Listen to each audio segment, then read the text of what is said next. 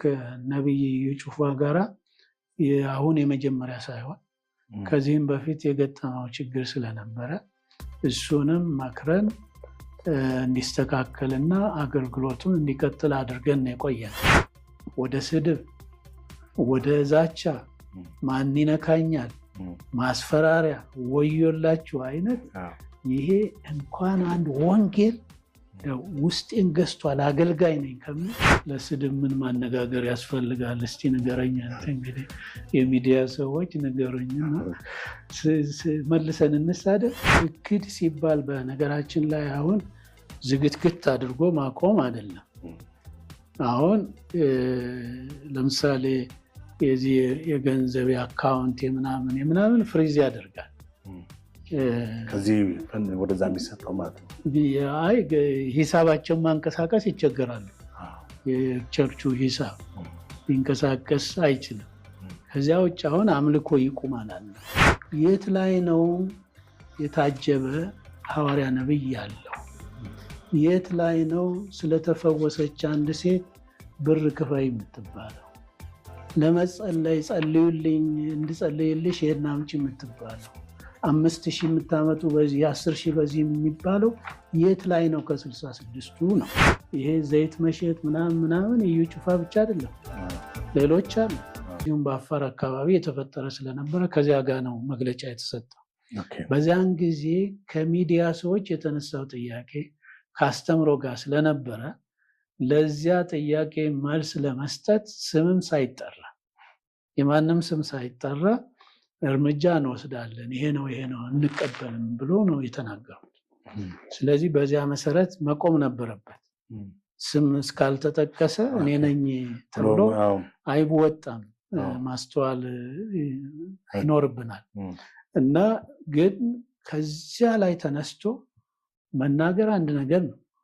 ወደ ስድብ፣ ወደ ዛቻ፣ ማን ይነካኛል፣ ማስፈራሪያ፣ ወዮላችሁ አይነት ይሄ እንኳን አንድ ወንጌል ውስጤን ገዝቷል አገልጋይ ነኝ ከሚል ደካማ ከምንለው ምዕመን ደካማ ነኝ ብሎ ከሚናገር እኛ ሳይሆን እሱ እኔ ደካማ ነኝ ብሎ እኮ ለሚል ምዕመን አንደበት የሚወጣ ነው ብዬ አላስብም።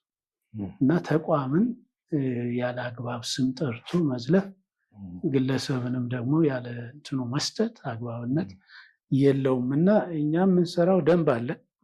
መተዳደሪያ ደንባችን ላይ ቁልጭ ብሎ የተቀመጠ ነገር አለ። በዚያ መሰረት ነው። ከዛም ላይ ተነስቶ ያ ሁሉ ውርጅብኝ ሲወረደ፣ ስለዚህ ከዚህ በፊትም የነበረ ምክር ስለነበረ ከዚህ በፊትም በሌሎች ጉዳዮችም ተነጋግረን ስለነበረ እዚህ ላይ አይ ይህን ያህል ወደ ሌላ ደረጃ ከተደረሰ ይታገድና የጽህፈት ቤቱ ኃላፊነት ነው። በነገራችን ላይ ጠቅላይ የዚህ ጽህፈት ቤት አግዶ ለቦርድ፣ ከዚያ ቦርዱ ደግሞ አይቶ ለጠቅላላ ጉባኤ ነው የሚያቀርበው። ስለዚህ የመጀመሪያ ስራ ነው ያገኝ ነው። ኢን ሴንስ አሁን በፊት ያገኝ የነበረውን ሰርቪስ ከዚህ ቢሮ ያገኝ፣ ሌሎችም ጊዜያቸውን ጠብቀው ሂደቱን ጠብቀው የሚወሰዱ እርምጃዎች ይኖራሉ። እና ያንን ነው ያደረግነው። የተለየ ነገር አልተደረገም። አንድ ግለሰብ ጋር የሚያነጣጥር አይደለም። መተዳደሪያ ደንባችንን የሚለን ከኔ ጀምሮ እንደ ጠቅላይ ጸሐፊ ለዚህ መተዳደሪያ ደንብ ታማኝ ሆኜ መቆም አለብኝ። ያለዚያ መልቀቅ ነው። እዚህ የምሰራው ነገር የለም።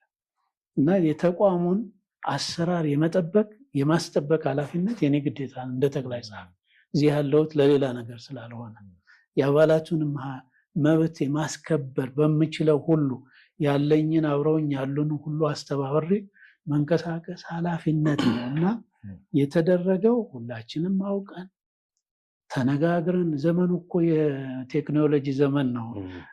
የትም እንሆን ኢኖ ታይም መነጋገር የምንችለውን በጋራ የምንወስነው እንኳን ይህንን የመሰለና ትንንሽ ነገሮች እንዲህ ጥያቄ መጥቷል ምን እናድርግ ተመካክረን ነው የምንሰራው። እና በዚያ መልክ ነው የተደረገው ማለት ነው። ለኢንፎርሜሽን ያህል ነው፣ አንዳንድ መረጃ ስለሰማ። ነገር ግን እሱ ማለት እኔንም ማናገር ነበር ጠርተው ቢያንስ ሳያናገሩኝ ውሳኔ ወሰኑት ብሎ ተናግሯል። ለስድብ ምን ማነጋገር ያስፈልጋል? እስቲ ንገረኝ። እንግዲህ የሚዲያ ሰዎች ንገሩኝ፣ መልሰን እንሳደብ በዚያ መልክ። እኛ የምናደርገው ነገር በተሰጠን ደንብ ላይ ቆመን አግደን፣ ስለዚህ ያ የቀረበውን ኬዝ እንወስዳለን። የሚወስን ቦዲ አለ፣ ይወስናል። አይ ተሳስታችኋል ጽሕፈት ቤቱ ካለም እኛ ላይ እርምጃ ይወስዳል ማለት ነው ባለው አሰራር። ልክ ከሆነ ደግሞ ልክ ነው። እሱ እኮ ያደረገው እንዲሁ ስም ሳይጠራ ዝም ብሎ እኔ ይመስለኛል እንግዲህ ወጣትነቱም ስላለ ሌላውም ተደማምሮ ሊሆን ይችላልና እኔ በዚህ እድሜ አላስበው። ስጠራ ደርሳለሁ እኮ ስም ሲጠራ ደርሳለሁ። አንደኛ ይሄ ዘይት መሸጥ ምናምን እዩ ጩፋ ብቻ አይደለም፣ ሌሎች አሉ። እና ስም መጥራት በምንፈልግበት ጊዜ እኮ እንጠራለን። ከዚህ በፊትም ያገድናቸው አሉ። እስካሁን ድረስ ከቸርቻቸው ውስጥ እያመለኩ ያሉ። ቸርችን መዝጋት ቀላል አይደለም። ሕሊና የሚጠይቀው ነገር የሚወቅስ ነገር አለው። ስለዚህ እነሱ ይቅርታ ጠይቀው እኮ ከቴዎሎጂ ኮሚሽን ጋር ከሌሎችም ኮሚሽኖች ጋር ቁጭ ብለው እየተነጋገሩ ነው ያሉት። ሌላ እርምጃ እነሱ እንደ እዩ ቢሆን ኖሮ ወጥተው አካኪ ዘራፍ ማለት ነበረባቸው። አላደረጉም። ወዲያውኑ ጽፈው ይሄ ይቅርታ ይደረግልን፣ ተሳስተናል፣ ካውንስሉ የሚለን ምክር እንቀበላለን፣ በዚሁ መሰረት እንኖራለን፣ አንድ እድል ይሰጠን ብለው ነው ያመለከቱት። ስለዚህ ያንን የኛ ዋናው ሀሳባችን ምንድነው? አኮሞዴት እናደርጋለን፣ እናቅፋለን፣ አካል እናደርጋለን፣ አዘ ሴም ታይም ኮሬክት እናደርጋለን።